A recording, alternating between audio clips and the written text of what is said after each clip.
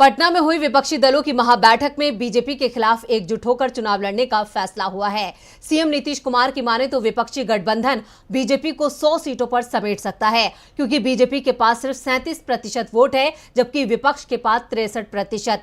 हालांकि फाइनल रणनीति पर मोहर शिमला में 12 जुलाई को लगेगी, लेकिन ये तय माना जा रहा है कि विपक्ष 2004 में सोनिया गांधी ने जो फार्मूला बनाया था उस पर ही आगे बढ़ेगा। तो क्या है पूरी खबर, देखते हैं ये रिपोर्ट। 23 जून को पटना में विपक्षी एकता की बैठक से बीजेपी काफी परेशान है, तो वहीं महागठबंधन अपनी आगे की रणनीति पर काम कर रहा है। पटना में हुई महागठबंधन में 2024 की सियासी लड़ाई का पूरा खाका तैयार कर लिया गया। अब विपक्षी दलों की अगली बैठक शिमला में होगी। बैठक के बाद 15 विपक्षी दलों से साफ संदेश दिया गया कि 2024 की लड़ाई पूरे विपक्ष बनाम बीजेपी के बीच होगी। मनभेद और मतभेद को भुलाकर सभी विपक्षी दलों ने एक मंच से एक सुर में कहा कि अनेकता में एकता का फॉर्मूला सभी को मंजूर है। खबरों की माने तो कांग्रेस ने इस साल फरवरी में रायपुर में हुए 85वें अधिवेशन में 2024 लोकसभा चुनाव के लिए विपक्षी एकजुटता वाला 2004 का यूपीए फॉर्मूला सामने रखा था।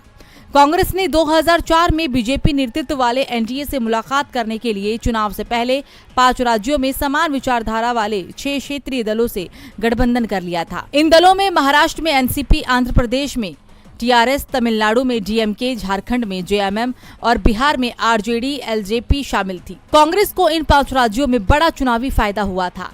2004 में कांग्रेस ने 417 उम्मीदवार उतारे थे, जिनमें से 145 जीते थे। वहीं बीजेपी ने 364 सीटों पर चुनाव लड़ा, जिनमें 138 पर जीत मिली थी। इन 5 राज्यों की कुल 188 लोकसभा सीटों में से कांग्रेस की अगुवाई वाले यूपीए 114 सीटें जीतने में कामयाब रही थी, जिसमें से 61 सीटें कांग्रेस ने जीती थी, जबकि सहयोगी दल 56 सीटें जीतने में सफल रहे थे।